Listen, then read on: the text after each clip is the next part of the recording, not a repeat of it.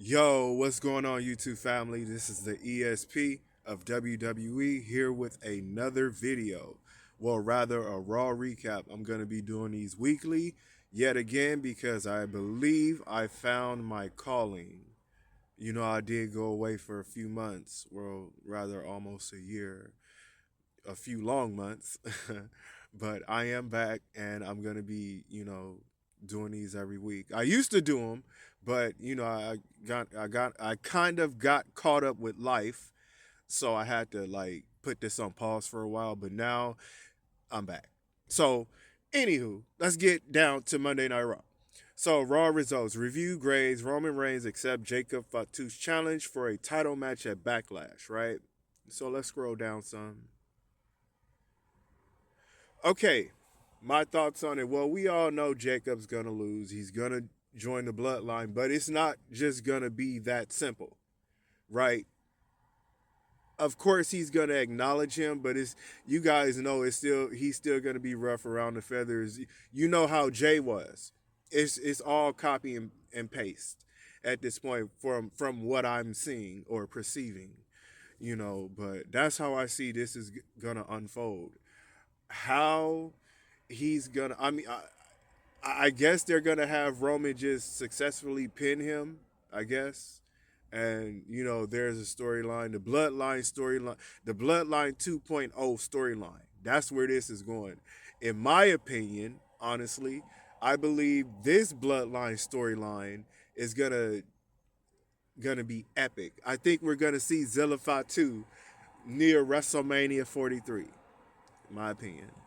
Um, it would be great. It's more out there, but I've been waiting for Zilla for a long time, and I'm pretty sure many of you have as well. And it's gonna be crazy. You got solos, My Family Tree. You got Romans, Bloodline. Just imagine if they all came together in one unity. There, man, WWE, it will be complete controversy, just complete it'll be just crazy if that were to happen. But I don't see that happening no time soon because, Solo's trying to be his own leader right now. And, he's got his own storyline going on, which, it's made for compelling TV as well, if you ask me. It just needs to, WWE needs to, like, I don't know. It's just something missing with that My Family Tree storyline. Like, you know, Solo he loses too much for that to be took in serious stable, to say the least. But not to rant on too long. Basically, Jacobs he's gonna lose, and he's definitely gonna he's joining Roman's team. It's not like I said, it's not gonna be simple. It's gonna take some work, but eventually he's gonna get they're gonna get through to him. I think by SummerSlam, maybe. That's probably a little too long. Probably Money in the Bank, hopefully, because something might go down, and he needs to step in and save the family, and bada boom, bada bing. You know how WWE work. Next, we have Seth Rollins and Braun Breaker. Now, this right here is to increase Braun Breaker's popularity. To what do you call it?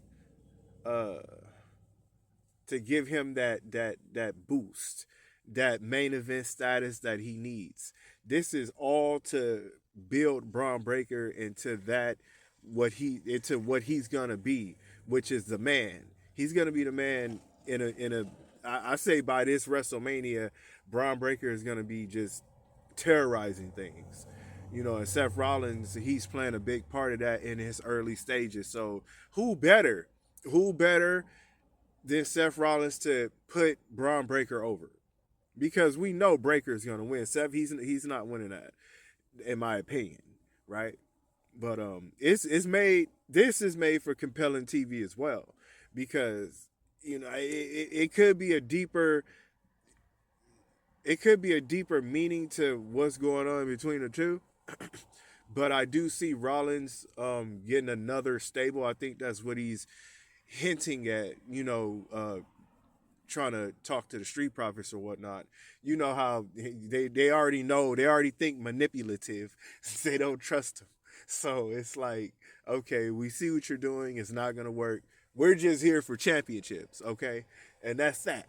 So I don't know if they're gonna keep going with that or if he's gonna keep persisting on teaming with these guys. But shoot, like I said, it could happen. It might not happen. But as far as it happening, that could be the case because the vision itself, they're trying to. I'm sorry, guys. Give me 1 second. The vision, they have the championship. So the street profits are definitely going to win those championships back. And they just might link up with Seth Rollins. Maybe. And if that were to happen, he can elevate Montez Ford as well because eventually there's going to be some type of betrayal. Braun Breaker, he's going to be already at stardom. Montez Ford, he needs to. I love Angelo Dawkins. I do. I love the tag team. Don't get me wrong, but Montez Ford, he has the it factor. He has the star power of like The Rock. You know, he can be not as big, but he can be well known within the industry just, going solo and, just trying to be a main event player now because it's there. His promo skills are there. Like he's a well spoken guy. His promo skills are good. He can do it. He can do it. But yeah, Seth Rollins can elevate both Montez Ford and Braun Breaker to main event status, right? So moving on. Penta defeats Rusev. All this is adding up to Ethan Page and his come about his debut, right? I watch a lot of NXT, and Ethan Page, he's that man. And let me say it again, he's that man. That he's gonna come in and he's gonna take over. He's gonna be champ. He's gonna be Intercontinental Champion for a long time. Watch, and eventually he's gonna hit the main event status and win that world championship. Give Ethan Page time. Through all the heels, this is the heel right here that's gonna set it off. Ethan Page, he's one of my favorite heels at this very moment. He's my favorite heel, without a doubt, without question. Okay, Ethan Page, he is a main event star. Period. I don't. You guys can't debate me on this. This is something that I see in my intuition. Hence why they call me ESP in the first place, right? But Ethan Page, watch. I guarantee he's gonna. His resume for the main roster is gonna be outstanding. Watch what I tell you, Ethan Page. Watch what I tell you. He's that man for real, for real, for real. Next, Becky Lynch and Io Sky. Whew. Okay. So there's a lot here. I don't quite know what they're doing with Becky Lynch at this very moment. I'm guessing she's building her resume with the Intercontinental Championship now in the near future. I'm not sure as to whom is gonna take her down and take the championship from her, but I do have a few. I have a few names in mind, to say the least. Well, you know what? I think I might have to rethink those names because Becky doesn't seem like she has a storyline unless AJ Lee comes back and win the championship, and they play the back and forth game again.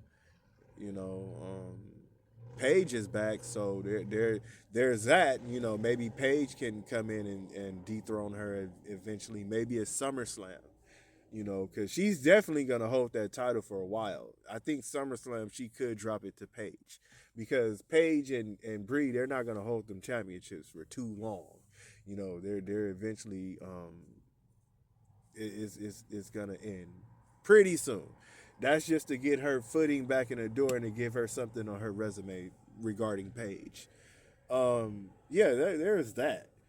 Um, Joe Hendry and the Street Profits ran off the Vision. So again, this is Joe Hendry's debut. You know, this is the Raws after WrestleMania. So we're gonna have the new appearances, the new debuts, the whatever you want to refer to it as. We're gonna have that.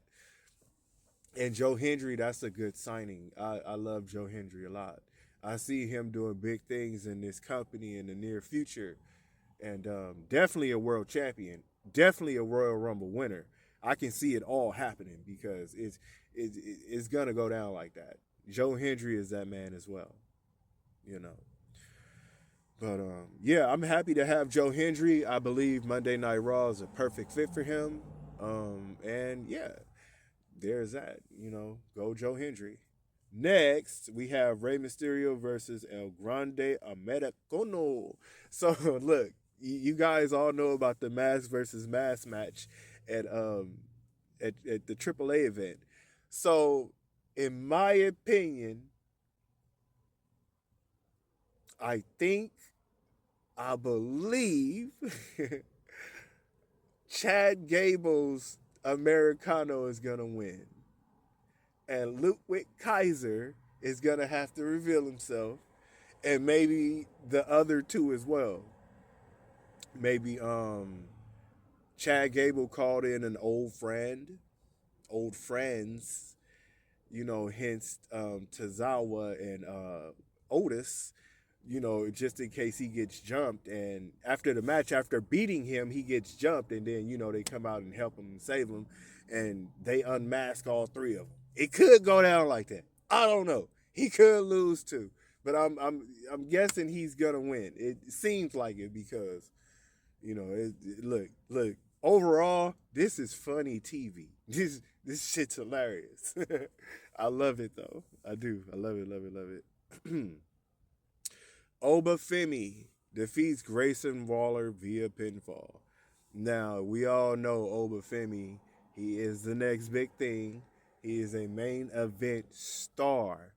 His rise to the top is limitless. There's so much to say about this man. I'm not even going to go into details right now because it's way too much, way too soon. Okay? So let this man grow, and throughout the months, the seasons, the years, whatever you want to call it, he's going to get bigger and bigger and bigger and bigger and bigger.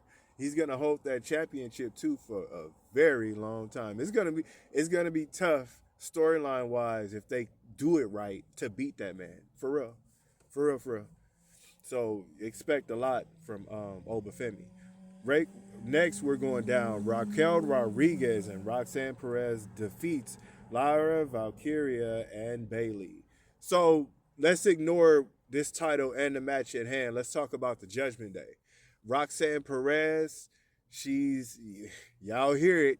She's a star. She gets her cheers are very loud, and Liv Morgan is not gonna like that. She's already skeptical on her and Finn Balor because Finn Balor brought her in. Now she's getting cheered more than her. And you know Liv Morgan, she's going to be jealous of that, storyline-wise. She's not going to take too kindly of that because she feels as if she's champion. She should be getting that pop. She should be this. She should be that. When in reality, they like Roxanne Perez. See, that's the star. If you ever watched her on NXT, you understand who that woman is. And once they let her off that leash, it's a wrap. It's a wrap. She's gonna be the most popular woman in WWE at that very moment. The most popular. Hands down. I don't care who's there. Roxanne Perez, she's gonna go far. Guaranteed. And she just started. Watch what I tell you. Roxanne Perez, you go, girl. You got this. But anywho, I enjoy Monday Night Raw. I'm enjoying wrestling again. I had to take some time off to, you know, get things right in my life. I had to put this page on hold. I've been wanting to do this forever because, I'm a wrestling fan like you guys, and, I love it. Despite the bookings and the the shenanigans, the just the overall craziness. Oh yeah, and I do have a video about the racism in WWE. I put it in the wrong category when I was uploading it. So if you guys can, please go check that video out. It's in the video section on my page. And I'm basically saying that WWE doesn't have a racism problem. They have a Freemasonry problem. So I'm not going to be talking about it too much. I'm just telling you guys. Please go check that video out because there's a lot of talk on these YouTube streets about the racism in WWE when that's smoking mirrors to the Freemasonry crap that's going on behind the scenes. It's what you guys don't see sometimes, and them using that as a scapegoat to get away with that nonsense, that evil crap. Humiliation rituals. They perform rituals right in you guys' face and you guys wouldn't even know it. Or most of you guys don't understand or know it because you don't understand symbolism. And this is why my name, hence ESP, because I see deeper than a lot of people. I use numerology to my advantage. I use numbers. Numbers, you cannot debate against numbers. Numbers do not lie. So I'm gonna shut up. I'm gonna stop ranting. I'm sleepy, so I'm gonna go to sleep for a little while. Thank you guys for watching. Please like, share, and subscribe.